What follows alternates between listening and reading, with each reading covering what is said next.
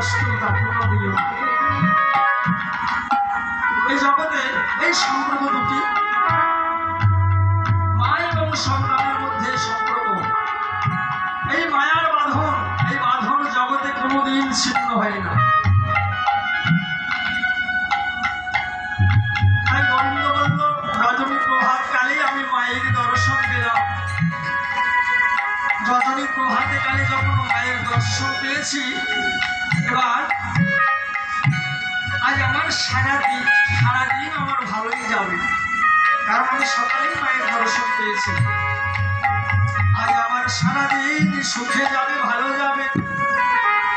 তোরি চোখের জলে বলছে আমার পিছল হয়ে যায়। মা তোর চোখের জলে বলছে আমার পিছল হয়ে যায়। এবার কি করলেন? এবার রাধারানীর, শ্রীমতী রাধারানীর যে সখীগণ ছিল, ওই সখীগণ শ্যামলা, বিমলা, অমলা, মঙ্গলা, এই সখীগণ ভাবছে যে শ্যামলা রে, কত রজনীতে আমাদের রাধা গোবিন্দ বিলাসে রত ছিলেন, আর আমাদের শ্রীমতী রাধারানী বহুদিনের স্বাদ পূরণ হয়েছে।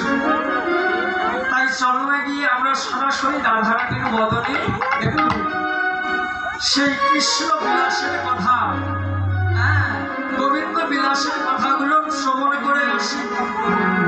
তাই কি বললেন? ওরে শ্যামলা,